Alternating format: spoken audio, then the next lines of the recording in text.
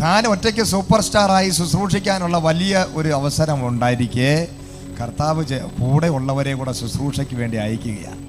അത് തൻ്റെ കാലഘട്ടമാണ്, തൻ്റെ സീസണാണ്, കർത്താവിൻ്റെ സീസണാണത്. ഒരു 50 വർഷം വരെ കർത്താവ് ഉണ്ടായിരുന്നെങ്കിൽ ഈ ലോകം മുഴുവനും ക്രിസ്ത്യാനികൾ കൊണ്ട് നിറഞ്ഞനെ എന്ന് ഒരു ഇസ്ലാം മത പണ്ഡിതനായ ഒരു വ്യക്തി പറഞ്ഞതായിട്ട് ഞാൻ അറിഞ്ഞു. ഹല്ലേലൂയ.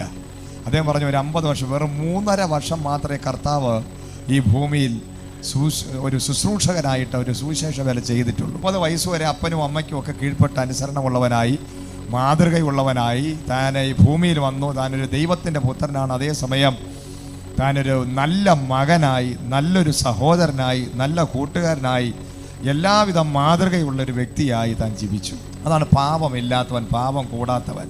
പാപത്തെ തൊടാൻ അവസരമുണ്ടായിരുന്നിട്ടും ആ പാപത്തിൽ ജീവിക്കാതെ തന്നെ സൂക്ഷിച്ച ഒരു ദൈവത്തിൻ്റെ ഭൃത്യൻ. ഹല്ലേലൂയ.